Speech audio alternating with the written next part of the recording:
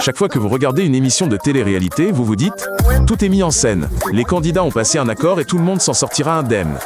Mais parfois, c'est loin de être le cas. Certaines émissions ont délibérément poussé des participants au bord de la crise de nerfs, à de véritables blessures, voire à la mort, uniquement pour l'audience et les recettes publicitaires. Le pire ? Des millions de téléspectateurs ont regardé en direct, applaudi et en redemandé. La télévision s'est empressée de leur donner ce qu'ils voulaient. Aujourd'hui, 5 histoires vraies qui illustrent comment la télévision a franchi la ligne rouge et ce qui est arrivé aux personnes exploitées pour l'audience et l'argent.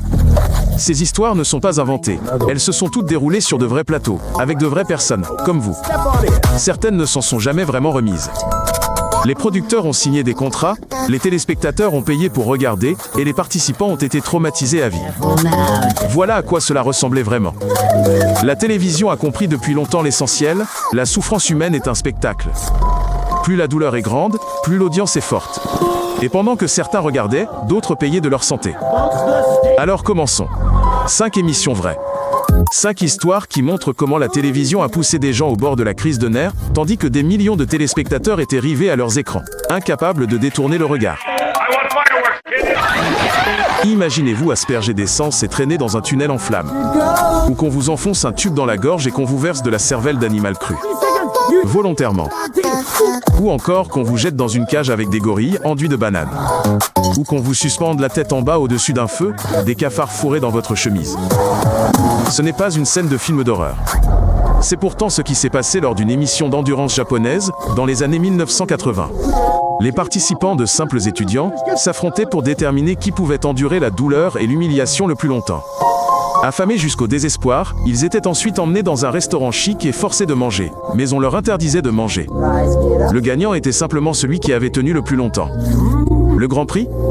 Un voyage d'une semaine. Une seule semaine. Pour cela, ces personnes ont enduré des choses qui auraient rendu une personne normale folle. Les producteurs ont filmé des gros plans de larmes et de cris. Elle, émission est entrée dans le livre Guinness des records comme le jeu télévisé le plus brutal de l'histoire. Mais cela n'a pas découragé les producteurs. Le concept a été acheté avec enthousiasme par des dizaines de pays. Les chaînes de télévision européennes et américaines ont étudié les enregistrements et se sont émerveillées des audiences. Personne ne s'est soucié des étudiants aspergés d'essence pour les besoins d'un épisode hebdomadaire. Elle, émission a finalement été annulée sous la pression du gouvernement. Mais elle a inspiré toute une génération de producteurs. Le public est prêt à tout tolérer, pourvu qu'on le présente comme du divertissement. Un jeune acteur pensait se rendre à un casting. On lui demanda de se déshabiller, prétextant que cela faisait partie du rôle. Puis, on l'enferma dans une pièce vide, sans vêtements, sans nourriture, sans aucune explication. La seule règle, tout ce dont il avait besoin pour survivre devait être gagné par correspondance. Il envoya des milliers de participations et gagna une fois de la nourriture pour chien en conserve. Il la mangea, faute de mieux. Parfois, la chance lui souriait. Il gagnait un sac de riz, une tente pliante ou un vélo, dans une pièce où il pouvait à peine bouger. Des semaines sans nourriture alternaient avec des semaines où il ne mangeait que du riz. Pendant 1 an et demi, il vécut seul, nu, dans un isolement total. Et il ignorait que 15 millions de téléspectateurs le regardaient 24h/24 et 7J/7. Personne ne l'en avait informé. Lorsque les murs de sa chambre s'effondrèrent, il se retrouva au milieu d'un immense studio bondé. On riait, et on applaudissait. Il ne posa qu'une seule question, pourquoi riait-il ? Il comprit alors, pendant tout ce temps, les producteurs avaient fait de lui une star. Le pays tout entier a vu son visage, son humiliation, ses larmes. Lui en revanche n'a rien su. On l'avait délibérément privé de ses droits. Après elle, émission, on lui a diagnostiqué un trouble mental grave. Il a passé des années à s'en remettre. Sa souffrance a été diffusée sans son consentement, et les producteurs ont remporté le prix de la meilleure émission de l'année. En 2008, une émission américaine proposait à des candidats de répondre à 21 questions personnelles, tout en étant reliés à un détecteur de mensonges. Pour chaque réponse honnête, ils recevaient de l'argent. Les questions étaient conçues comme des lames de rasoir. Avez-vous trompé votre conjoint ? Avez-vous souhaité la mort d'un être cher ? Avez-vous volé les biens d'autrui ? Avez-vous déjà pensé du mal de vos propres enfants ? Le tout, devant une famille présente en studio et des millions de téléspectateurs. Les producteurs avaient délibérément placé les personnes les plus vulnérables face à la vérité. Mari, enfants, parents. Une candidate a avoué en direct à son mari qu'elle l'avait trompé et que leur enfant, elle, n'était pas de lui. Elle a répondu honnêtement à toutes les questions, a reçu son argent et a quitté le studio. La famille est restée dans le public. Les psychologues travaillant sur Elle, émission ont admis par la suite que les candidats étaient délibérément déstabilisés en coulisses juste avant le tournage. Un effondrement devant la caméra N n'était pas un risque, mais l'objectif recherché. Elle, émission a été annulée après une seule saison. Trop de familles se sont déchirées. Trop de personnes ont consulté des psychologues. Mais 30 millions de personnes l'ont regardé. Les audiences étaient excellentes. Les sponsors étaient ravis. La saison suivante était en développement jusqu'au dernier moment. La souffrance bien réelle de personnes réelles s'est transformée en contenu le plus vendu de l'année. Tous sous contrat. Elle, émission est terminée. Mais le concept perdure.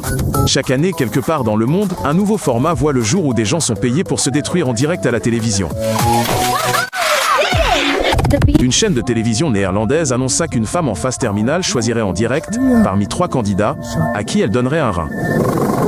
3 personnes réelles, confrontées à la mort sans greffe. Les participants évoquèrent leur souffrance, leur famille et le temps qu'il leur restait avant l'opération.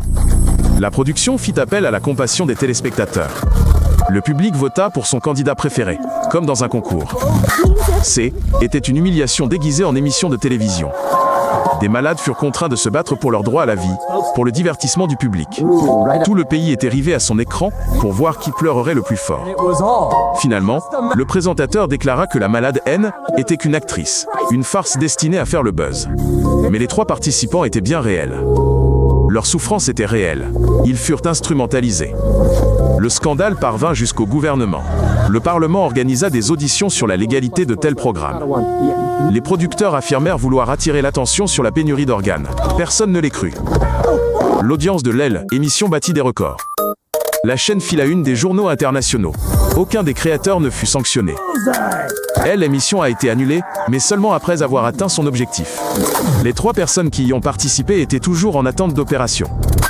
Leur sort n'a plus été montré à la télévision. Après tout, sans les caméras, leur histoire n'intéressait plus personne. Une émission de survie française n'avait même pas encore été diffusée qu'elle avait déjà coûté la vie à 10 personnes. 2 hélicoptères transportant une équipe de tournage sont entrés en collision dans le ciel argentin pendant le tournage. 3 athlètes célèbres figuraient parmi les victimes. Les caméras ont filmé le drame. Elle, émission était présentée comme une aventure modérément extrême. Personne ne s'attendait à de tels décès. Les participants survivants ont refusé de poursuivre le tournage. Le projet a été annulé. En France, la date de cette catastrophe reste gravée dans les mémoires comme le jour où l'industrie de la télé-réalité a payé le prix le plus lourd. Il ne s'agit pas d'un cas isolé.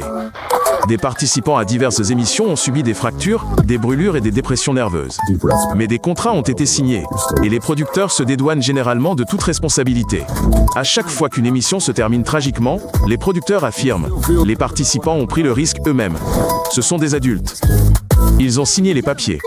Ce n'est donc pas notre faute. » Mais personne ne s'engage à subir une dépression nerveuse. Personne n'accepte d'être la victime d'une farce pour faire de l'audimat. Personne ne se présente à un casting pour voir sa vie détruite devant les caméras. La prochaine fois que vous regarderez une émission de télé-réalité, demandez-vous « Que se passe-t-il hors champ ?» Abonnez-vous à la chaîne et regardez les autres épisodes, c'est important.